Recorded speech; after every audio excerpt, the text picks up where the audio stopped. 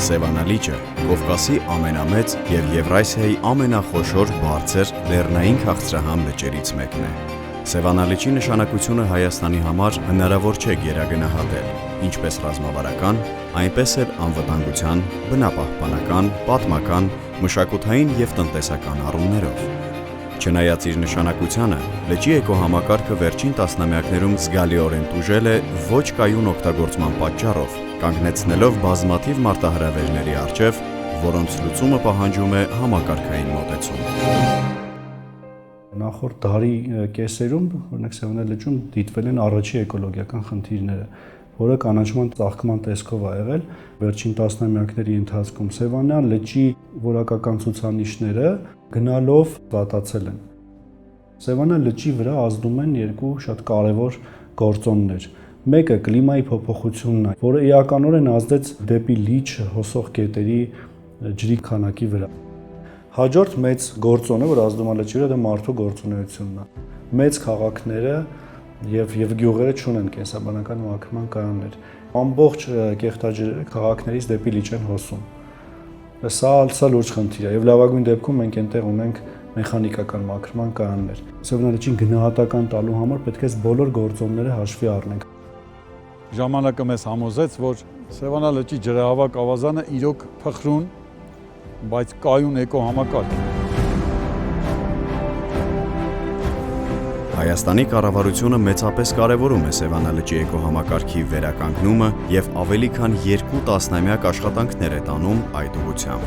Այնուամենայնիվ, ոչ համարժեք և մասնատված պլանավորումը, մշտադիտարկման, վերահսկողական և իրավակիրարկման անարդյունավետ մեխանիզմները, ինչպես նաև ոչ արդիական և տարբեր ոլորտների միջև չներդաշնակեցված քաղաքականությունը առայժմ թույլ չեն տալիս հասնել Սևանա լճի ավազանի կայուն կառավարմանը։ Եվրամիությունը Սևանի համար EU4Sevan ծրագրով Սևանի էկոհամակարգի պահպանության նպատակով աջակցություն է տրամադրում ՀՀ կառավարությանը, որպեսզի աշխատանքներ տարվեն Սևանա լճի և նրա ջրհավաք ավազանի էկոհամակարգի կառավարման բարելավման ուղղությամբ։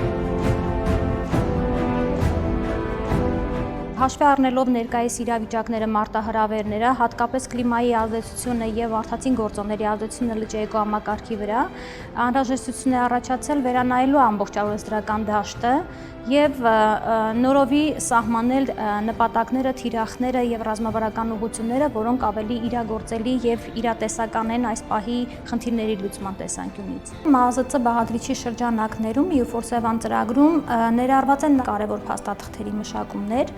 այնպիսիք, ինչպիսիք են Սևանա լճի երկարաժամկետ տեսլականը, ինչը արդեն իսկ մշակվել է։ Սևանա լճի ազգային տեսլականը տարբեր շահագրգիռ կողմերի համար ընդունելի, Սևանա լճի հետ կապված այն բնապահպանական, տնտեսական և սոցիալական նպատակների ամփոփումն է, որոնք սահմանվել են մինչև 2050 թվական։ Տեսլականը հիմք կհանդիսանա Սևանա լճի հետ կապված օրենսդրական, պլանավորման, կառավարչական և այլ լուծումների համար, ուղենշելով այն գործողությունները, որոնք որևէ կերպ ազդեցություն կունենան լճի վրա։ Սևանա լճի 2050 թվականի ազգային տեսլական։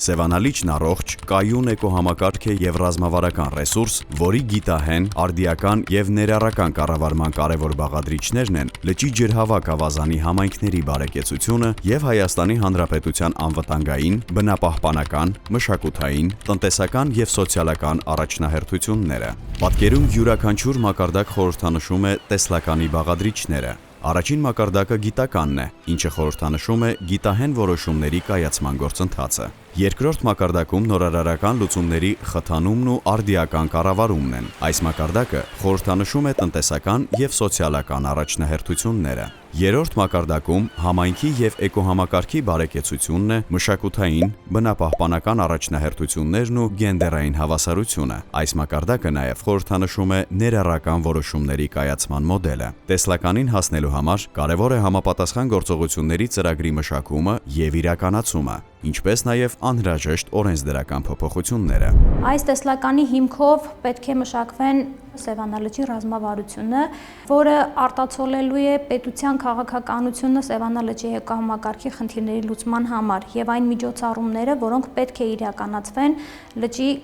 էկոհամակարգի վերականգնման նպատակով։ Սևանա լճի 2050 թվականի ազգային տեսլականին հասնելու համար մշակվել է Սևանա լճի էկոհամակարգի վերականգնման 2024-ից 2030 թվականների ռազմավարությունը։ Սույն ռազմավարության հիմնական նպատակն է առաջարկել ռազմավարական ուղի համապատասխան գործողությունների ցանկով, որը մինչև 2030 թվականը կհանգեցնի Սևանա լճի նշանակալի վերականգնմանը եւ ապագայում էկոհամակարգի կայունացմանը։ Կատարվել են ֆինանսատնտեսական հաշվարկներ, վերլուծվել են համապատասխան ռիսկերը եւ առաջարկվել հաշվետվողականության մեխանիզմները։ Սևանա լճի էկոհամակարգի բարելավման համար վեր են հանվել բնապահպանական թիրախների 3 խումբ՝ ջրի մակարդակի բարձրացման, ջրի որակի բարելավման եւ միջոլորտային։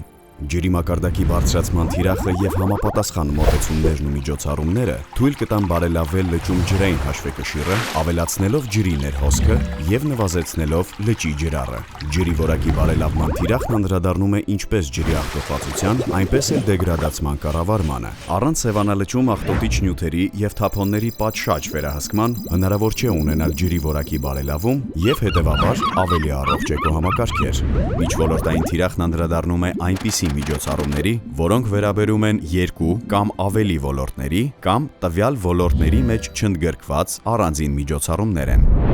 Ռազմավարությունը նորարարական եւ համապարփակ է։ Ընդգրկում է տարբեր ոլորտներ՝ բնապահպանություն, գյուղատնտեսություն, տուրիզմ, սոցիալական, տնտեսական, նպատակ ունենալով ապահովելու բազմակողմ եւ բալանսավորված մոտեցում։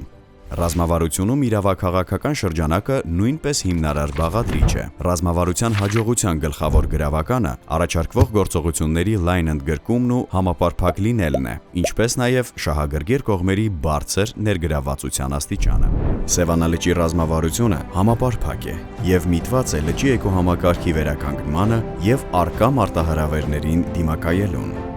Ծրագիրն աջակցում է նաև ՀՀ կառավարությանը համապարփակ վերլուծել եւ վերանայել Սևանա լճի մասին օրենքն ու հարակից այլ օրենքները։ Նախատեսվող օրենսդրական փոփոխությունների արդյունքում առավել արդյունավետ եւ գործուն մեխանիզմների ներդրմամբ հնարավոր կլինի կիրարկել Սևանա լճի էկոհամակարգի պահպանությանը եւ տարածքի կայուն զարգացմանը միտված քաղաքականությունը։ EU4 Սևան ծրագրի ՄԱԶԾ բաղադրիչի շրջանակներում ընդգծված են մի շարք միջոցառումներ, որոնցից մեկը Սևան ազգային պարկի կառավարման պլանի մշակումն է։ Սևան ազգային պարկի կառավարման պլանը մի համապարփակ պաշտոնական փաստաթուղթ է, որը նպատակաուղղված է ազգային պարկի կայուն կառավարման ապահովմանը։ Կառավարման պլանը իր մեջ ներառում է մի շարք բաղադրիչներ առաջիկա 5 տարիների ընթացքում պարկի կառավարումը արդյունավետ իրականացնելու համար։ Այստեղ ընդգծված է ինստիտուցիոնալ շրջանակը, ֆինանսական շրջանակը, մոնիտորինգի, էկոհամակարգերի գնահատման, վարչական աշխատակազմի օգտագործման, այն աշխատանքային գործիք է ազգային պարկը կառավարող ՊՕԱԿ-ի համար, որպեսզի ՊՕԱԿ-ը կարողանա լուծել իր առջև դրված խնդիրները եւ հասնել վերջնարդյունքին։ 1978 թվականին ստեղծված Սևան ազգային պարկը հատուկ պահպանվող տարածք է։ Այն լճի հայլու հետ միասին մոտ 150,000 հեկտար է կազմում։ Ինչպես լճի կառավարումը կանոնակարգող օրենսդրական շրջանակի դեպքում, այնպես էլ ազգային պարկի դեպքում կառավարման պլանը հնացած է։ 2011-ից մինչև այսօր առկա կառավարման պլանը չի վերանայվել, իսկ նոր մարտահրավերները, նոր մոտեցումներ եւ նոր քաղաքականություն են պահանջում։ Կառավարման պլանը թույլ կտա առավել արդյունավետ իրականացնել պահպանության բնական ռեսուրսների կառավարման գործընթացները ազգային պարկի շրջանակներում, ինչպես նաև այս գործընթացի ընթացքում իրականացվում է ազգային պարկ համայնքներ սահմանների ճշգրտում, որը թույլ կտա մեղմել նախկինում առկա կոնֆլիկտները եւ առավել արդյունավետ դարձնել համագործակցությունը Սևանի պահպանության համար։ Կառավարման պլանի պատրաստումը մասնակցային գործընթաց է։ Այն ներգրավում է բազմաթիվ շահառուներ, այդ թվում հարակից համայնքները, տեղական եւ ազգային եւ միջազգային հասարակական ու մասնավոր կազմակերպությունները, գիտահետազոտական կառույցները եւ այլն։ Կառավարման պլանի կառուցվածքը պայմանականորեն կարելի է բաժանել երկու խոշոր մասերի։ Առաջինը ներածական նկարագրական մասն է, որտեղ ներկայացված է բնակլիմայական, կենսաբազմազանության, աշխարհագրական եւ սոցիալ-տնտեսական հիմնական տեղեկատվությունը, ինչպես նաեւ արկա վիճակի վերլուծությունը։ Հաջորդիվ ներկայացվում են կառավարման պլանի ծրագրերը, որոնց միջոցով նախատեսվում է իրականացնել կառավարչական միջամտություններ սահմանված նպատակներին հասնելու համար։ Այդ ծրագրերի թվում են պահպանության, կենսաբազմազանության մշտադիտարկման եւ հետազոտման, վարչական, այցելությունների, էկոկրթության, հանրային իրազեկման եւ հաղորդակցման, ֆինանսական եւ մարքեթինգի ծրագրերը։ Սևան ազգային պարկի դեպքում կենսաբազմազանության պահպանության եւ արդյունավետ կառավարման համար հատկապես կարեւոր է ազգային պարկի գոտիավորումը։ Ազգային պարկում արկա են տարբեր գոտիներ՝ արգելոցային, արգելավայրային, տնտեսական եւ ռեկրեացիոն։ Յուրաքանչյուր գոտի ունի պահպանության ռեժիմի իր առանձնահատկությունները, այդ իսկ պատճառով այն վայրերը, որոնք հարուստ են կենսաբազմազանությամբ եւ հազվագյուտ էկոհամակարգերով, սահմանվում է արգելոցային կամ արգելավայրային գոտի։ Նման տարածքներում մարդածին գործունեությունը արգելված է եւ թույլատրվում է միայն գիտահետազոտական աշխատանքների իրականացում եւ սահմանափակ թվով զբոսաշրջիկների այցելություն։ Տնտեսական եւ ռեկրեացիոն գոտիների դեպքում թույլատրվում է մարդու կողմից բնական ռեսուրսների որոշակի օգտագործում, այցելուների հանգիստ եւ զբոսաշրջության կազմակերպում, ինչպես նաեւ այնպիսի այլ տնտեսական գործունեություն, որը չի խաթարում բնական էկոհամակարգերի կայունությանը։ Այսպիսով, Սևան ազգային պարկի կառավարման պլանը կարևոր դերակատարություն ունի ոչ միայն կենսաբազմազանության պահպանության, այլ նաեւ մարդու կենսագործունեության կարգավորման եւ բնական պաշարների կայուն օգտագործման տեսանկյուններից։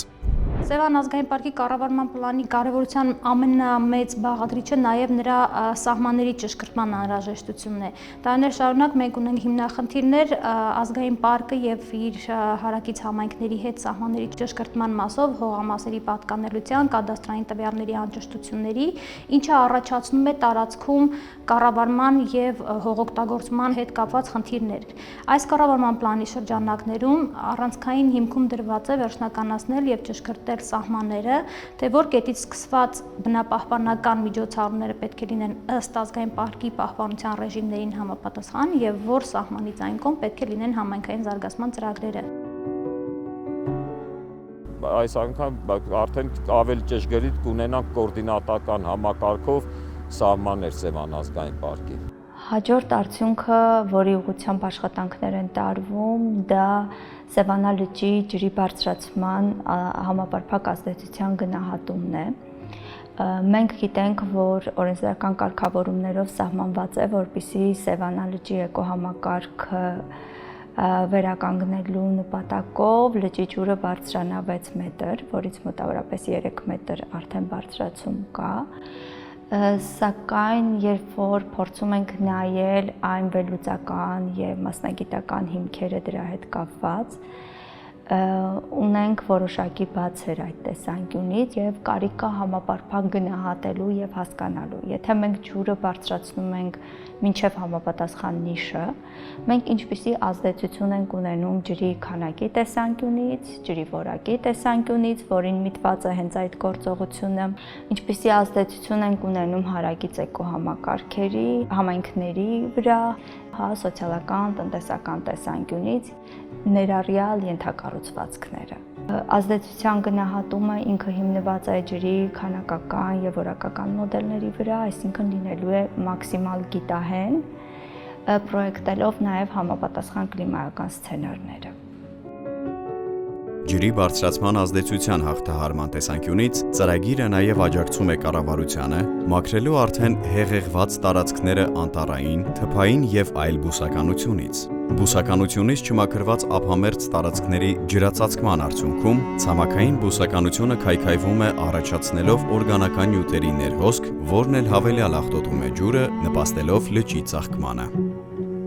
22 թվականին U4 Սևան ծրագրի շրջանակներում ՄԱԶԾ գրասենյակի կողմից տրամադրվել է նաև անիվավոր շերեփով ամբարձիչ, որը ներկայումս օգտագործվում է Սևան ազգային պարկի կողմից իրականացվող մաքրման աշխատանքներում։ Այդ ամբարձիչը շատ կարևոր դեր ունի, առանց որի հնարավոր չէ լինի աշխատանք։ մեր գործընկերները փաստում են, որ առավել մեծ ծավալներ է հնարավոր լինում թիրախել ժամանակակից տեխնիկայի ներգրավման արդյունքում։ Այս պայթրությամբ շուրջ 2300 հեկտար մաքրված տարածք կա, 2700 հեկտար էլ մոտավորապես դեռևս մաքրման ենթակա։ Սևանի պահպանության խնդիրը վերաբերվում է Հայաստանի Հանրապետության յուրաքանչյուր քաղաքացու։ Պետության ռազմավարությունը, միջազգային կառույցների աջակցությունը, առկա եւ մշակվող օրենքներն ու կարգավորումները շատ կարեւոր են արդյունավետ կառավարում ապահովելու համար, բայց պակաս կարեւոր չէ նաեւ յուրաքանչյուր քաղաքացու, հատկապես հարակից համայնքների բնակիչների ճիշտ ապրելակերպն ու վարվելակերպը Սևանի հանդեպ։ Շատ լավ կլիներ, որ մենք մեր վարքագծով նպաստեինք Սևանա լճի շատ ավելի լավ էկոլոգիական վիճակ ստեղծելու։